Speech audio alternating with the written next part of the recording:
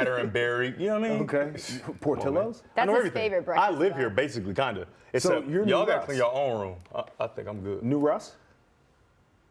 You dead wrong. You said you live here now. Don't I mean, let I Russ kind do of this do. one. I mean, I've been thinking about it. What are your thoughts on small cheval versus all cheval?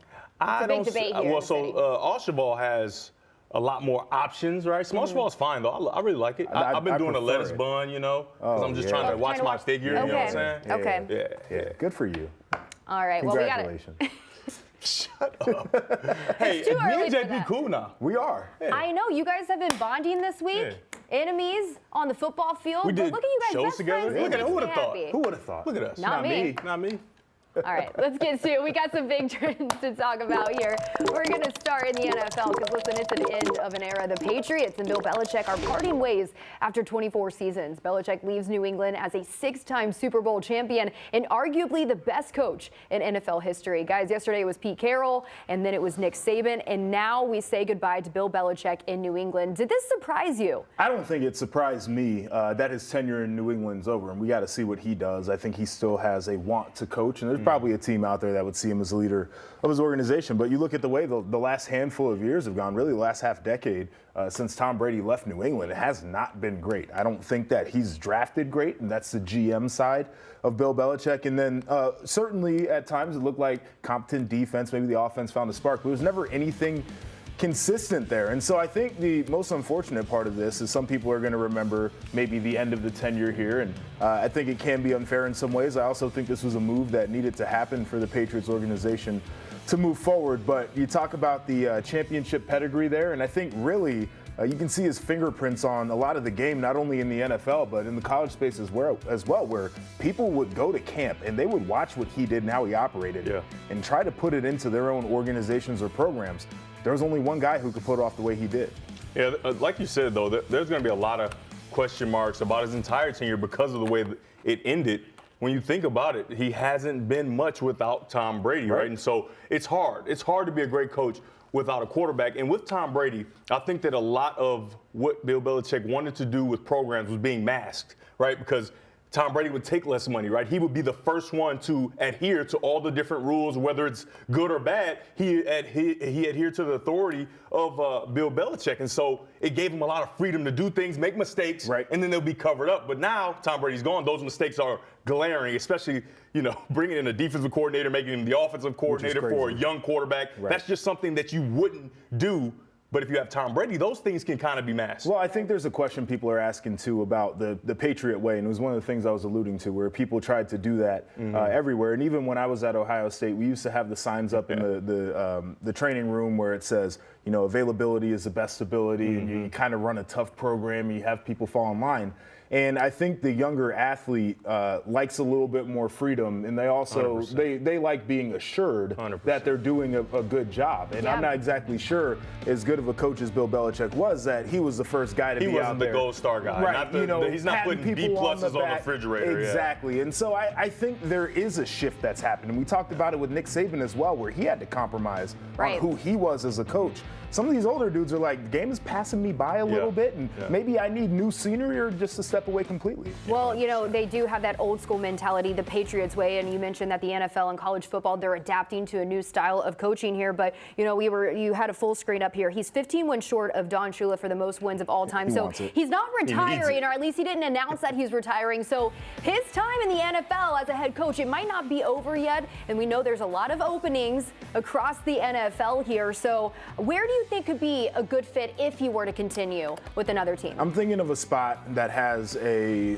veteran quarterback in place that feels like the Chargers, just because of what they are now. They have a cap situation that is in hell. So they've got to get that sorted out and figure out who they can really pay and who they can bring back. But the idea of him working with a veteran quarterback, some talent already in place, I think that he could step into that situation and do well. I think some of the teams that are rebuilding, maybe with younger quarterbacks that are unproven, it might be a little more of what we saw toward the end of his tenure there in New England. Yeah, I think the Chargers are a good example of where he needs to go, because the thing is, it's been proven that he needs a really good quarterback. And so I think it's an opportunity for him to prove something, and Herbert as well, because I have my doubts about what he is. Is he just the stat patter? Is he the guy that's going to have a bunch of stats with nothing to show for it? And so you get a great coach. You can't say this organization is inept any longer. You have Bill Belichick, who knows winning. He knows how to build a program. And so you got this talented quarterback. They both can prove something if they get together. Yeah, and Brady, he found that success going down to the Bucs there. And so I think people are hungry to see Bill Belichick in that success with another team there, getting back to his old ways.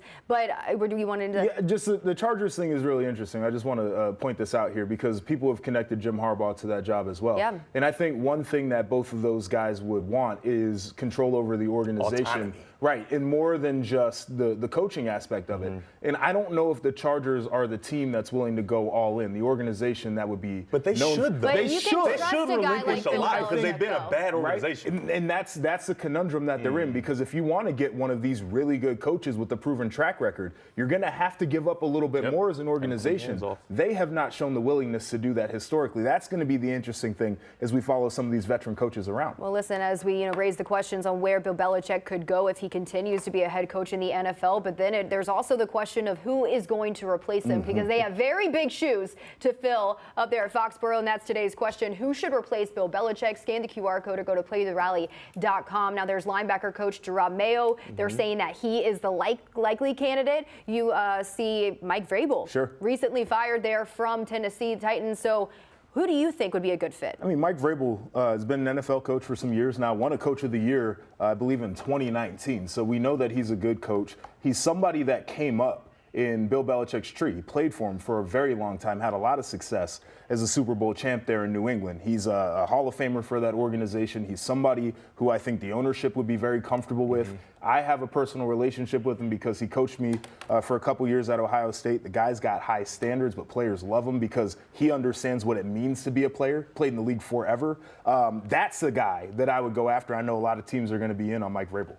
I think Mayo is a big get. And so many teams so often, they have the guy and they just make the mistake. They go somewhere else and they try to find it outside the building. Of Raiders course, might do it. They probably are, and it's not going to be good. But the players love Mayo. He's put his time in, and he's kind of like the coach in waiting. And I think he has a great opportunity to prove that he's a really good head coach. I think he's the guy. And I think the idea of bringing in a former player is something that intrigues me. Coming from Bill Belichick, who kind of was, he was the guy, but he was the coachy coach guy. And now you have somebody who's maybe even a little bit more relatable because they sat there in that same meeting room with you. I think that's a really good way for them to go as well. And one name that's up there that we haven't talked about, Jim Harbaugh. Can't forget about him, that he could possibly be in the mix when it comes to some of these coaching vacancies. Why do you keep trying to take our coach, man? I'm sorry, I just got to bring it up because he is in the headlines. Because he's a good coach. He is. That's what happens. He's a really good when you got and good that's coaches. a compliment, Deb. Take it as a compliment. All right, scan the QR code, go to playtherally.com. Let us know your thoughts. We'll circle back here, but let's keep talking about some of these legends. Like I said, Nick Saban announcing he is stepping away yesterday. We got Pete Carroll. He is evolving in his role there with the Seahawks. Now we got Bill Belichick. The dynasty is over there in Foxborough. So, I mean, we have a list of guys. We know how hard it is when you're stepping in to a legacy like that, right? In a program or an organization that has had sustained success. And you take a look at some guys that have had to step into those roles. Some had success, some didn't. We got Jimbo Fisher there, what he was doing down there at FSU following Bobby Bowden. So who steps out to you? Who stands out when you look at this list? I think two of them. Definitely Jimbo Fisher following Bobby Bowden. And Bobby Bowden is one of the legends of all legends of college football. And so it's a really tough spot to be in. Jimbo Fisher was a guy who eventually made Florida State national championship program, played the next year right after that in the initial CFP and lost in the semifinal out there in the Rose Bowl, and then things kind of fell apart. But he maintained and to some points elevated that program in ways. I also look at Earl Bruce following Woody Hayes. Woody Hayes, obviously legendary coach at Ohio State. Earl Bruce comes in the very next year, undefeated regular season, loses the Rose Bowl, I believe, by a small margin, could have been national champs that year. But his problem is what I think a lot of guys end up falling into, is he was a guy for 8 straight years, 9 or 10 wins per season. And it's just not enough when you're coming from somebody who gave you championship after championship. And that's the hardest part about replacing a legend. I think the paradigm of what you want, you got to look at the Steelers, right? Noel, Takauer, to Tomlin, Super Bowls with all three guys, and only three coaches in such a long time. Right. I think that is the idea, but it's so hard to do. And JP, we've talked about how hard it is for a reason. At Ohio State, Urban Meyer was so great. Mm-hmm. The new coach, he wins 11 games and only loses a few in his tenure, and The guy can't coach. Right. He's terrible. Right. Well, we need a new coach. This guy sucks. He's not a very good coach, which is ridiculous. And it pains me to say that. Right. He's a pretty good coach. Yeah. But he can't win the game that Urban Meyer historically won every single time, and they think he's a bad coach. So that just shows how difficult it is to replace a legend. Standard is a standard, and people don't want to change that. They're uncompromising. When you taste victory, when you taste championships and winning, that's all you want. It's like the first time you have steak, it's like, I really don't want to eat this hamburger anymore. and sometimes you get a little bit of hamburger on your plate, and you're not happy about it, but it provides sustenance. It's still good. It's just not the steak. A name that stood out to me up there is Lane Kiffin. And, you know, he took over after Pete Carroll, and he didn't. Are you saying he should take over at Alabama? I was getting there. Not saying that he should, but I was going to ask about it, JP. Yeah, he failed there at USC, wasn't able to get the job done. He's been able to come to Ole Miss. He was under, that tree under Nick Saban at Alabama, went to Ole Miss. He's built a pretty solid program there, and so he's kind of one of the front-running candidates right now to take that Alabama job. So do you think maybe he has experience on his side, things that he's like, all right, I wish I could have done differently. So could he be ready to take on that role at Alabama? I think he's a good enough coach to do it. I think some coaches belong in certain areas. I think that he and his personality is maybe better suited for being in Oxford than it is in Tuscaloosa, and what all of that means for those programs. Lane Kiffin also has one of the most ridiculous transfer portal hauls this year. The guys that he's got coming in are really good, and they're projecting Ole Miss as a top 10, top 8. Some people might think even a top 5 team by the end of next year. Does he want to leave that and what he's built? As a recruiter, he's amazing. Right. Yes. He got 3 quarterbacks out of the transfer portal last year. Right. One guy who had one more year to play, and he ended up even play. Like, how do you get all these guys to come? And I don't know if it's his personality or whatever, but I'm with you when he's capable of doing it, but I don't think he's suited to be in Tuscaloosa. Our guy is Kalen DeBoer.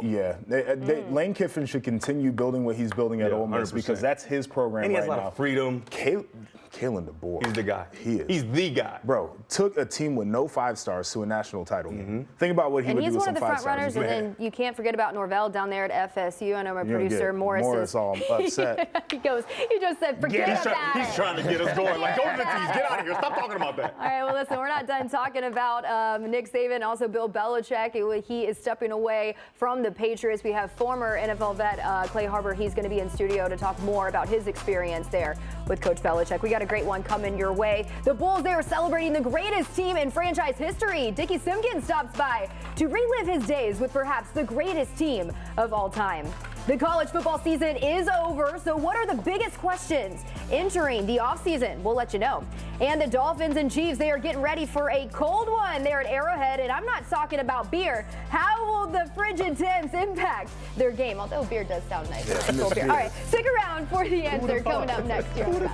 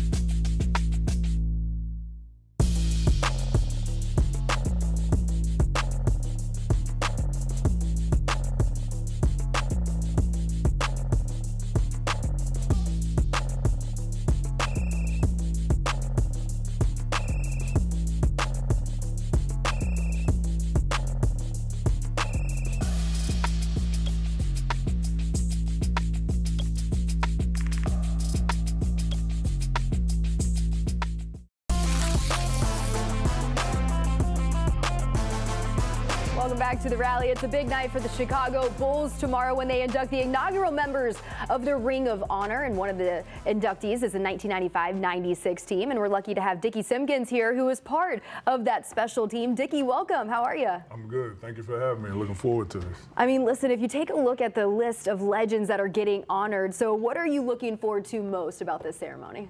I think I'm looking forward to the camaraderie and the actual fact that the guys that I played with, we're all about to be back in the United Center together. Not for a game, but at least back together and maybe pretend mentally that we're in the game. So I think that's the biggest thing, just being back together under one roof. And I don't think that's happened in a long time. Does it bring back a lot of memories? Like you mentioned, having all the guys back together. I started seeing guys yesterday. It definitely brought back memories, seeing Randy, Bill Winnington, Ron Harper. We sat at the hotel and talked about a lot of different stuff. And being at the arena last night, watching the game, seeing the Bulls win, but just that vibe again, it's been feeling good. Who would you say is your closest friend from that team? Oh, man, closest friend. You know, for whatever reason, the vets, gravitated to me, man. You know, Chief Robert Parrish was my guy. Growing up, I would see Chief play, and when he came on the team, I thought Chief was this mean dude. And come to find out, he was a hell of a guy, and we would sit up in the front of the plane, and Chief would just tell me about back in the day. Buddha Edwards, James Edwards is a guy that gravitated to me. Randy, of course, Randy Brown, we were kind of closer in timing. So, I don't know, I got along with everybody. You know, I got along with everybody and in different parts, hung out with everybody. Now, this is a story and a team that has been written about. It's been well documented, and so we've heard a lot of the details there. But what is something that maybe hasn't been told that you want people to know about these teams? I think two things is one, when you look at the 95-96 team and you look at winning and 72-10, I don't think people really realize that everybody on that team understood their role. They embraced their role and they were a star in their role. And then that, we couldn't have won if that wasn't the case. Obviously, we had the best player that ever played the game, but everybody has to understand their role. And I think the second thing people don't realize is back then it was harder to get information out of the inside of what we had going on. So I remember when MJ came back, he had been practicing with us for a while, and nobody knew. We kept that under wraps. Obviously, with social media and everything now, it's hard to do that. It's crazy with social media now. I think those are the two things that I don't think people really realize. Yeah, there'd be no chance today because everything's on the internet. And so you had two stints with the Bulls, and you saw a bunch of players. Some players that might even be deserving of getting in at some point. Who do you think should be maybe in the next iteration of the honor? Who do you think should get in next? I think, well, I would say the 91 championship team that won the first of the 6 championships, I would say that they definitely would probably be considered to be in, because, I mean, they were able to get over the hump and win that first title. And then when I think about individuals, I mean, one person that stands out is Derrick Rose. I mean, Derrick Rose was an MVP. I don't know how many, I don't think it's, MVP Chicago Bulls, Michael Jordan, Derrick Rose, I would believe. And not for injuries, right? You never know what could have happened. So I think just when you are an MVP for your franchise, that should automatically put you in the Ring of Honor. From Chicago. And he's from Chicago. Right? Man, Simeon. And like you Makes said, sense. before the injuries, I mean, he had this thing rolling here. Yeah, they were moving Yeah. in the championship direction. So I would say the 91 championship, they won the first one, and Derrick Rose for sure. I want to circle back to, somebody you already mentioned in Michael Jordan, and you put him in the realm of just one of the, arguably the best to play the game here. And so what is something that you admired about his game that really stood out to you? I think the biggest thing was the mental fortitude he had to embrace the moment to carry the team on his back and deliver a play that was going to be an iconic play or a masterpiece of winning a game or winning a series. But just that mentality to be able to do that. I mean, everybody wants to have the last second shot or wants to be the star, but everybody doesn't really want what comes with it outside of all the accolades. It's a lot to carry a team on your back, but to have that mental fortitude that's something that I've never seen any player have like MJ. Yeah. That's crazy to think about. I mean, you embrace that moment. In When it's today's good, age. it's good. Yeah. But when you miss that shot, it's not so In good. today's age, everybody does all the glitz and glamour things Right. just for show. Right. But Right. he did it and he needed to do it, and it was just a part of what he was doing. It wasn't no social media and all that. Yeah, he just delivered it, and MJ he played for respect and not to be liked. And I tell people all the time, you have to choose. Do you want to be respected or you want to be liked? If you want to be liked, that can go up and down. If you want to be respected, that's going to go a long way. I don't like you, real. JP. Those are but wise I respect words. you. Hey, I appreciate that. All right, so I got to ask you, take the 96 team, put them in today's NBA. How are they doing? I believe the 96 team is doing well. I know today's age is a lot of three-point shooting, a lot of stretch bigs, picking and popping, a lot of fast breaking. But when you think about that 95, 96 team, there was some three-point shooting. I mean, Pip could knock down some threes. Tony would shoot threes. Judge, Steve Kerr, MJ would shoot threes. Now, didn't shoot them at a high clip like now, but were capable. I think, Luke Longley was he had some pick and pop in the mid-range area for knocking down shots as a big. Bill Winnington knocked down jump shots. But I think ultimately, in this day and age, the Chicago Bulls 95, 96 team's defense will be able to compete in any era because it was a defense that consisted of switching everywhere. Phil believed in big guards, length, athleticism, and height, and we could switch at every position. D-Rod could switch out on guards. So I think that team would fare well in today's basketball. We've talked about some of the stars that we've seen on, the team that you've played with, and I'm just curious your thoughts on today's game and who are some young stars that really stand out to you? Oh man, I would say the main star that stands out that I don't think is talked about much, but he's getting a lot of commercials, is SGA for Oklahoma City. We talked about him a lot, Gilgeous Alexander. Super nice. And I have to disclose that I knew him before when he first got here from Canada, so I saw what he could be. And he's displaying it every time he steps on the court. But if I was to go on the court with today's guys, Shea would be the guy I'd pick to be the point guard. And you said you knew him before he got to the pros. What was it about his game that really stood out to you that you were like, this guy's a star in the making? He had a subtle confidence about his game that mixed in with a little bit of competitiveness.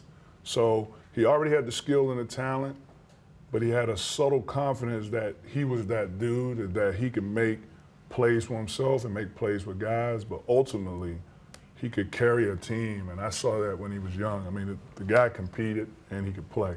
Wow. I love it. I like him. He can hoop. All right, well, Dickey, we appreciate you taking the time and have so much fun. We see your family is over here. You guys look great, so have fun at the ceremony. We appreciate you coming on. Thank you. All right, when we come back, the college football offseason is here. So what questions do we need answered? We'll tell you on the other side of the break. Stick around.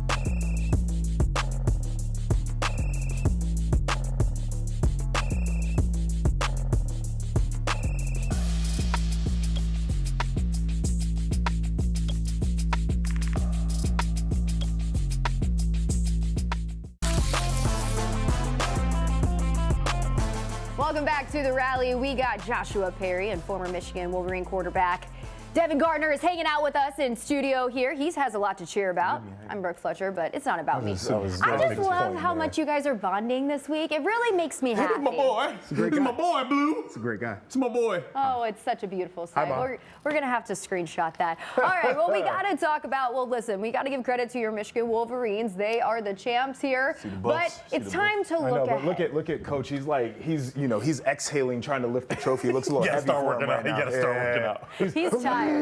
You see it in his face. He's been through a lot this season, that's for sure. All right, so as we head into the offseason here, there's a lot of questions. So let's address some of those. Let's start with conference realignment here. What's your biggest question surrounding that? Dev, let's start with you. Pac-2, Pac-3, take on the Mountain West. Like, what do you do if you're the Pac-12? Are you completely done with football? Is it the end of an era? We just don't know just yet. So we'll be finding out soon here. They're going to have to figure something out. Yeah, I think it's a huge question about West Coast football right now. And they've got the scheduling alliance with the Mountain West, so we'll see how that goes. But I think that these teams are going to be looking for a more permanent home and ultimately a television deal that's suitable for their athletic department so they can keep up pace.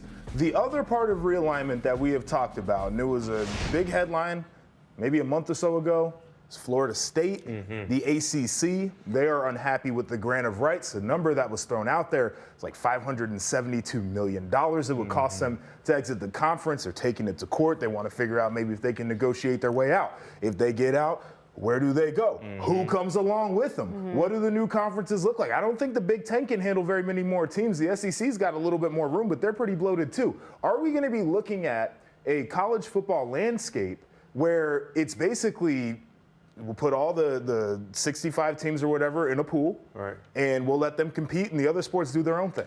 Yeah, well, and also for Florida State, if you leave, that means Clemson's going to be, hey, we got to get out of here because this conference is nothing now. If we Miami's going to want to go. You know what I mean? Miami's gone. Like, that's huge. And it gives them more of a sense of urgency, especially how the season ended. You know, they go undefeated, and they've had certain feelings about just not getting into the college. Certain feelings. Certain feelings is a nice way of saying that.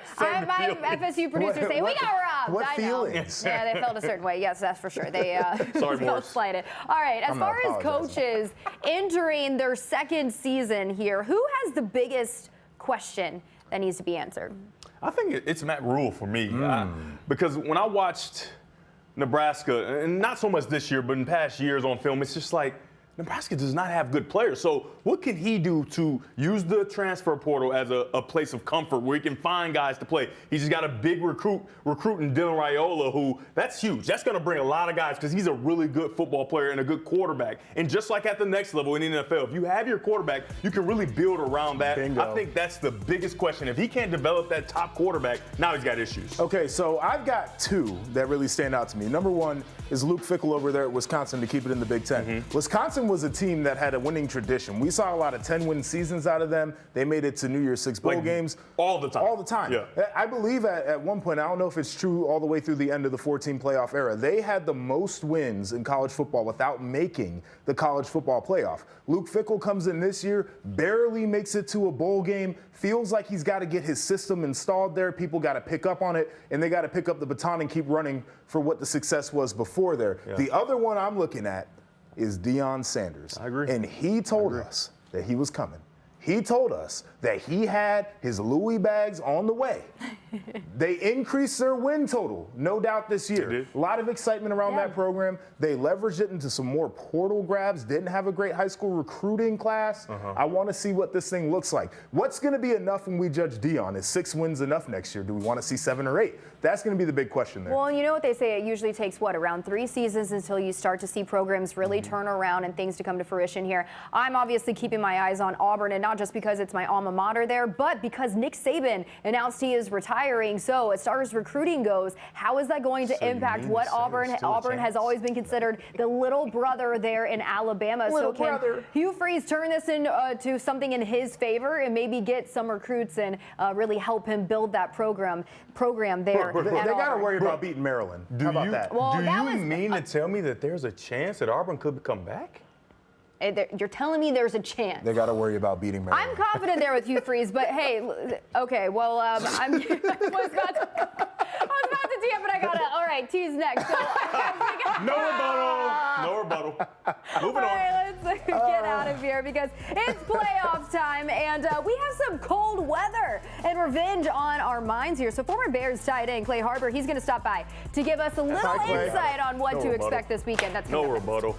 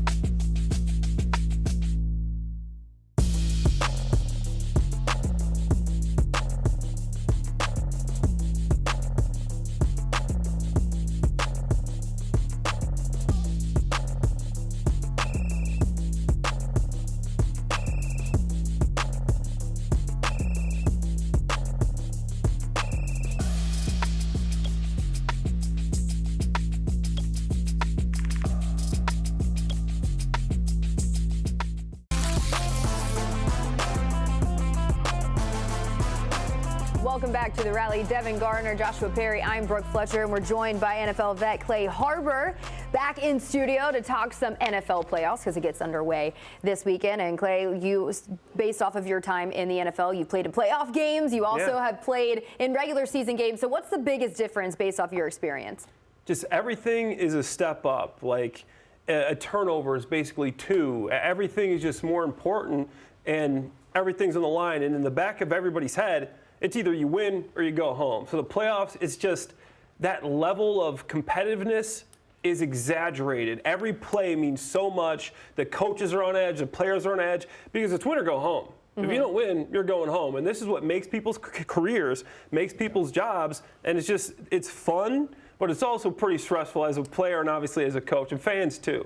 Yeah, I mean, I never had the opportunity to play in the postseason. I was on some really bad football teams, but you can those too. feel the urgency, right? And like I think that is something that it's hard to replicate in the regular season. We know in the NFL it's a long regular season too, and you can sustain losses, and then you have to flip your mentality from, well, you know, if we lose this game, we're still in the hunt. We can still make it to the postseason. Well, we can't lose any more damn games, or else we're not going to be champions. Yeah. And so I think everybody is very aware of that situation in the locker room. Clay, I think you hit it on the head. Everything is heightened, and it's so important just because you see so many quarterbacks like, oh, yeah, he was a really good quarterback in the regular season. Oh, he did really well in the regular season. What did he do in the postseason? Everybody only cares, what did you do in the postseason? And that's why I think it's heightened so Lamar much. Jackson, our MVP. Of course, Look at him in the postseason. He's 1-3 with a 68 quarterback rating in the playoffs. You got to do it in the playoffs when all the chips are down. You put everything all in. If you lose this, they're taking your bankroll. It ain't one game we got next week. This is what matters. Dak Prescott, too. It's a narrative on him. The Cowboys, and that's been the biggest question mark surrounding them because they've had a great run in the regular season. But what kind of Cowboys team are we going to see this weekend? That's one of the big matchups. But another big matchup that everybody is talking about is what's going down at Arrowhead, where the Chiefs, they are hosting the Miami Dolphins here, and it is going to be cold. That is right, Clay. Game time is expected to be between 8 degrees and -8. I can't imagine playing in the weather like that. So who will this impact more, do you think? Well, it's obviously going to impact the guys that are playing out in Miami. They're practicing in Miami. You know, they go to the beach after practice. Sure. It's nice and sunny. You're sweating. You can squirt the ball with water for rain, but you can't create cold. You can't create cold. And people say this is football weather. Ask any football player if they want to play in this. No, it is not football weather. But I think this is an advantage for the Chiefs. They've done this before. They've played it before. Mahomes has done it. Coach Reed was the guy that drafted me. We had several cold weather games in Philly when I played with him, and he's really good about making game plans with cold weather games. The game plan changes. You're not going to be able to throw the ball around like you're in 80-degree beautiful weather all the time. Those hands get hard. Right. They're like some bricks trying to catch the ball. So now you got to Kansas City ground and already pound. got some bricks for hands, too. So And not only the hands are bricks, the ball is a brick. It's a lot heavier. Your spirals aren't as good. I was leaning toward Miami just because I love the way they can run the ball. But then I thought, no. The Chiefs have been there before. Like you said, they've been in the cold. They've had these scenarios, and they know exactly what it's going to be like. Not to mention, when you're cold, your brain isn't working like it needs to, your body isn't working, and then you got the fans you have to deal with. It's just all bad for Miami. I'm curious here because all eyes are going to be on Tua and obviously Patrick Mahomes there. And Dev, you were a quarterback at Michigan, and so you mentioned the cold weather, and you had to overcome that. What's like the key to overcoming, especially the mental aspect of it? So playing in the cold is similar to playing when you're a little hurt. Not injured, but when you're hurt. You pay attention to detail just a little bit more. You have a little bit more attention to detail to make sure you do things correctly because it's not just roll out, run the 40. You got to think about my right foot, then my left foot, and my knees are cold and everything. You know, it's just everything is kind of heightened. And not to mention, it's a playoff game, right? So your blood's going to be flowing, but I don't think that's going to be enough to warm you up. Tell them about when you played in Iowa City in sub-zero temperature. Right, so I'm in Iowa, right? And I go out to warm up. And I like normal, and you wear gloves because you know it's going to be cold. I go out there and I'm warming up, and by the time I'm finished warming up, wasn't more than 8 to 10 minutes. The gloves, the leather gloves, are frozen, right? So there's no chance. And so I go back in, and now it's in your head because you're thinking, how am I going to play football in this? I have to handle the ball every single play. I can't wear these gloves that are frozen. My hands are going to be freezing cold, and so you got to try to get the hand warmers, and every time you get tackled, they fall out. It's just ridiculous. And the Dolphins aren't used to that, but the one guy, and the reason I think the Dolphins do have a chance, because they have one player, go ahead and say it. One big player that is used to playing in this situation. And his name is Tyreek Hill, the Cheetah. He's done it. He's done it with Mahomes and Reed, so the Cheetah don't care. He's going to go out and do him. If Tua can get him the ball, if he can take that cold weather and get him the ball, Tyreek knows how to catch these cold footballs. He sure does. Lucky for the Chiefs, he can't get the ball to himself. Well, and Mike McDaniel might be able to figure that one out, though. He's creative. Listen, Tua, he has struggled in cold temperatures there. He is 0-4 in any game where kickoff it's below 45 degrees, and it's going to be well 45 below. ain't even that cold. That's actually a brisk. That's a nice football day. Now that's football weather. I'll take that. 45 with the sun out. It's more like 60. All right, well, that's just one of the games that we're keeping an eye on here. Let's take a look at the other games on deck this weekend with a little game of either or. So, Clay, Lions versus Rams. Who would you rather have under center this weekend, Jared Goff or Matthew Stafford, with a revenge game kind of being for both of these guys? So I'm a little biased, Brooke, because the last game the Lions played in the playoffs, I was on the field in that game. We lost to the Seattle Seahawks, unfortunately, but Joshua wasn't even alive during the last Detroit Lions home football game. That was 30 years ago. You're 29, holding on to your 20s. So it's been a while. I'm hoping the Lions win, but I think Stafford wins. And here's the thing. It's like, so right now, these guys are like, it's like you break up with a girl, right? It's the battle of the breakup. You want to win the breakup. Yeah, you do. Okay? You want to win the breakup.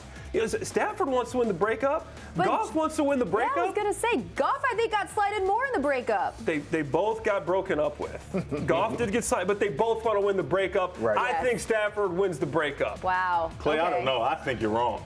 Okay. I think you're wrong. And that's not because I'm from Detroit, obviously. It is.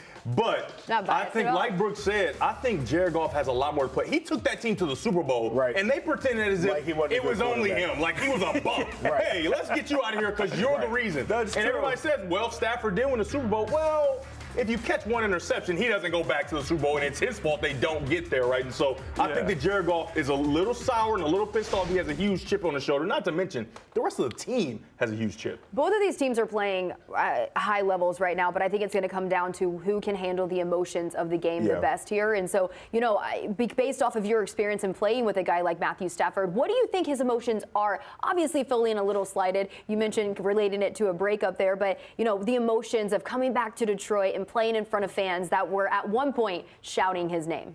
It's going to be emotional for him, and Steph is an emotional guy in the locker room. He's a guy that will bring you together. He was one of those guys that he has you in there before meetings, 6:30 in the morning. We're in there watching tape, and I'm like, 6:30, that's pretty early. We got a long day of practice, but he's a guy that's going to turn over every stone. Come game time, I don't think there's a guy that's going to be more prepared than Matt Stafford. His routine was one of the routines I tried after playing with him. Like, I got to model my routine after this guy because he was so diligent with it. And that's why I think he's been here before. That's why I think that he has the upper hand because he's been in the situation before. He's been in the Super Bowl. He's won the Super Bowl. I know Goff made it there. And the one thing he really wants to do, he wants to win the breakup. He wants to win the breakup. It's really good insight. And I lean toward the veteran guy who's been in the league a little bit longer. I think both these guys are playing at a really high level. The one thing about Goff that I don't love is he's put the football on the ground too much, a little bit loose when he gets hit in the pocket there. But ultimately, both these guys are going to be motivated. I lean with the veteran just a little bit more on this. Running game, obviously, you got Montgomery and you got Gibbs, but then you got Kieran Williams. He's playing When good. Kieran back, yeah. Williams, when he has over 80 yards this year, the Rams are 7-1. That was a crazy stat. So if they're able to run the ball, that opens up the pass game. You can look to say, hey, the Rams are most likely going to win this game. And that's one of the biggest games that we're going to keep an eye on this weekend, especially Devin, because I know you're from Detroit here. But you also spent some time in New England, and there was the biggest news out of the NFL this morning was that Bill Belichick, he is leaving the Patriots, the dynasty. A lot of people are wondering, is it over there for the Patriots? But what was it like inside the building having a guy like Bill Belichick as the head coach? That was incredible. It was just accountability is the one thing that when people ask me what it was like playing for Bill Belichick, you just had to have a level of accountability unmatched. If the meeting was at 10, you're there at 9:45. You ain't going to be late to that meeting.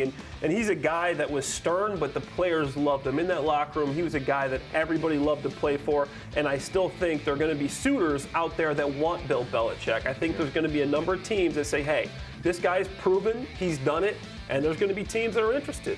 So I played for Mike Vrabel when I was at Ohio State for a couple years before he left there.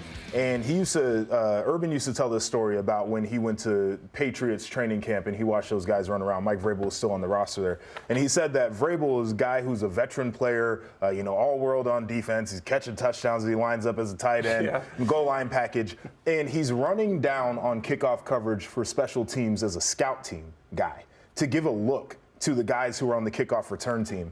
And I think that's the type of culture that was built under Bill Belichick. My college roommate went on to be a scout for the Patriots, a national scout right now. And he's talked to me about the level of detail that goes on within that building, how they evaluate every player who is eligible to go into the draft. You hear stories about him going to Division II Pro Days. The head coach GM of the Patriots going to the D2 Pro Day, not sending one of the low-level scouts out there. He wants to see the guys. That's who he was as a coach. Yeah, a lot of that is why I went to the Patriots to begin with. And I think the thing that gets lost about Bill Belichick is what you said, how much the players love him. Well, because in the meetings, he seems like a nice guy. I was so confused going in of like, oh, man, tread lightly, man. This guy, I've heard all about it. And then you get there and it's like, it's a little different. He came and sat and ate lunch with me, Brooke. I couldn't believe it. I was terrified, first of all. I was like, what is he doing? What is he doing? He came and ate lunch with me and just talked to me a little bit. And I was just like, this is completely the opposite. But he is uncompromised. Yeah. He's uncompromised. I got hurt. And this is no chase, and this is a time where most coaches will be like, yo, hey, let the training staff take this guy off the field whenever you get hurt. And I bail her out. He walked with me during OTAs. OTAs are going on. He's wasting that time with his team. Walked me all the way off the field for 15 minutes, to the training room with the trainers to make sure I was okay. That was Bill Belichick. That's why the players love Bill Belichick. And why players wanted to go and play for a guy like him. You know, we're talking about Nick Saban and, you know, Bill Belichick, even Pete Carroll. It's just you never hear bad things about them as far as who they are as coaches and, you know, just the organizations or the programs that they created there. Yeah, that's why, and that's going to forever be their legacy there. And so, you know, it raises the question. You mentioned Mike Vrabel. He's maybe one of the guys that's maybe in the mix of who's that next coach there for the Patriots. So I'd be curious. I mean, Mike's a really good coach. I know. Mayo, Vrabel, I think two of those guys that know the Patriot way are two guys that are going to be at the top of that list. To me, I mean, Vrabel is just such an obvious guy to move into that because he's that ground and pound, that stern, hard-nosed coach. Tough. Everybody likes, tough. Him and Kraft, great friends. Great friends. You look at him when he got inducted to the Patriots Hall of Fame. Him and Kraft, you know, loving on each other. So I think, to me, that's an obvious choice. Well, we don't know if he's retired. He's kind of acting like, you know, Belichick's retiring, but he's never said that. So we could see him for another team in an upcoming future here. So something that we're definitely going to keep an eye on. Great insight from NFL vet Clay Harbor. Thanks so much for coming back to the studio. You're welcome back anytime. Thanks, guys. Appreciate it. All right, and now it's time to check on our poll here. Who should replace Bill Belichick as the head coach of the Patriots there? And a lot of people are saying Vrabel. Mayo, he's also an option as well. Keep those votes coming in. The conclusion of the rally on the other side of the break. Stick around.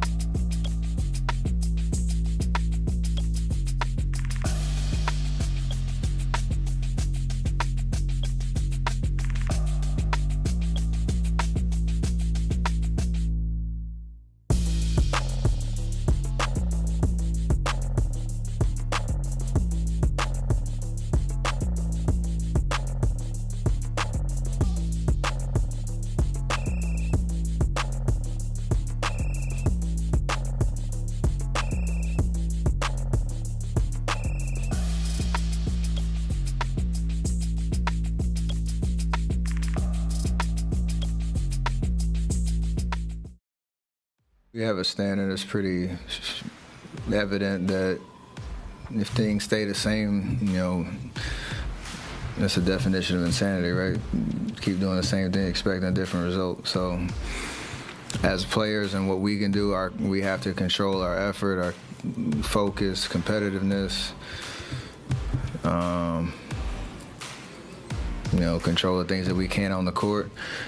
And like every NBA season, every organization, that stuff works itself out, and you can't allow yourself to get distracted by that.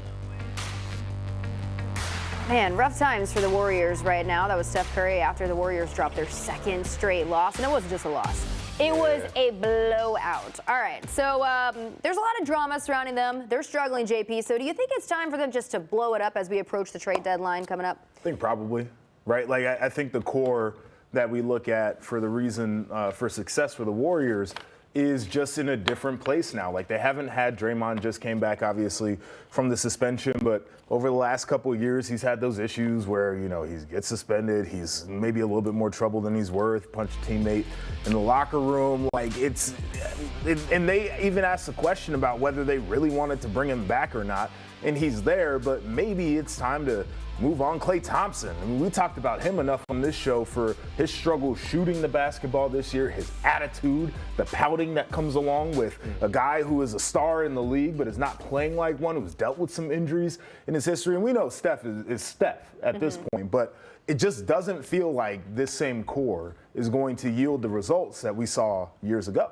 I mean, to me, it feels like Steph deserves better, right? He's a guy who started his career with injuries, worked himself into a player that is available all the time, and obviously the greatest shooter, unquestionably, the greatest shooter of all time, and he's kept up with himself, right? He still seems to be the Steph Curry of old. He's almost aging like LeBron James is, and so I don't think that they should be wasting his good years that he has left, and they should find a way to make this a good basketball team. And it starts obviously with Steph Curry, and the rest of it has to be blown up, and everybody should be on the table to be replaced. It's crazy that they're 12th in the Western Conference. Never thought that we'd be talking about the Warriors like this. But, you know, Steph, he also went on to say that they're doing their part. They're having those tough conversations in the locker room. They're doing the film sessions and everything. But he said it's going in the opposite direction. He said, I'm not used to this type of vibe in the locker room. So you guys have been in the locker room. How do they change the vibe? What's the step to really get things going in the right direction? Well, Kobe would say trade everybody, right? But the answer is the leadership. And the thing is, it's like the one leader who's producing, because it's hard, like you know, JP, if you're not producing, I don't want to hear you. The one guy that's producing like the way he should is Steph Curry, but he can't be the only voice. So I have to lean on you, JP. Where do they go? How do they do this? You either hug a guy, you yoke a guy up, or you get rid of a guy. Explain You're a big yoke. hug guy. Explain yoke. You want me to show?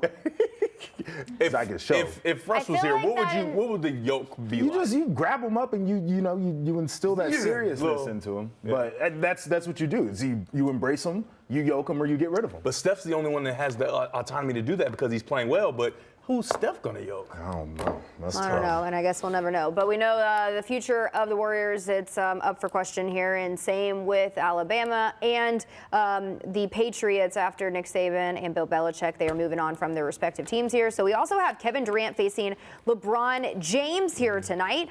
So let's play a little game of who we talking about. All right, bet. We'll ask a question, and you tell us who we're talking about. Starting with Saban and Belichick here. Okay. Don't cheat. Who spent 4 years under FBI protection? Bill Belichick. Bill So Belichick. That one.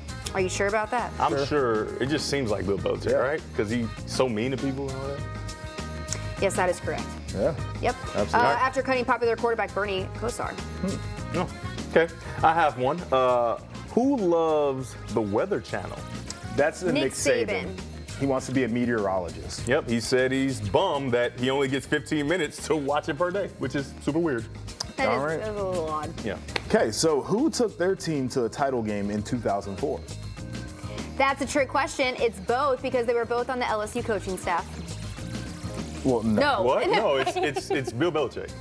No, it was Bill both. Belichick. No, Nick Saban was on Bill the Belichick. LSU coaching staff, and Bill Belichick took his Bill Belichick. Patriots. Thank you. Sorry. But you got it wrong first, so. No, I did. No, I didn't. Yeah. I didn't know Bill Belichick coached LSU. I may or may not have saw the answers beforehand, and I was Yeah, just she going off of cheated. memorization, and then I realized that's not right. All right, let's get to LeBron and KD here. Who has 5 scoring titles? KD. Yes. LeBron has only done it for 1 season, despite him being the all-time leader. Okay. Who does not have unlimited cell phone data? LeBron. Yes, former teammates have always clowned him about not having it. Okay, and who has had more all-star teammates? Is this a LeBron. trick question, too? Kevin Durant. LeBron James. LeBron, yeah. Because Of course he's one it of the is. greatest elevators there has ever been. Everybody elevates. Of in course. professional sports. He makes everybody around him better. Of Do you course. like LeBron James? I can't tell. LeBron James. All right. This was fun, guys. We had a great show today. A lot of good guests. Talking Bill Belichick and co. Guys, thanks so much for hanging out with us. See you tomorrow.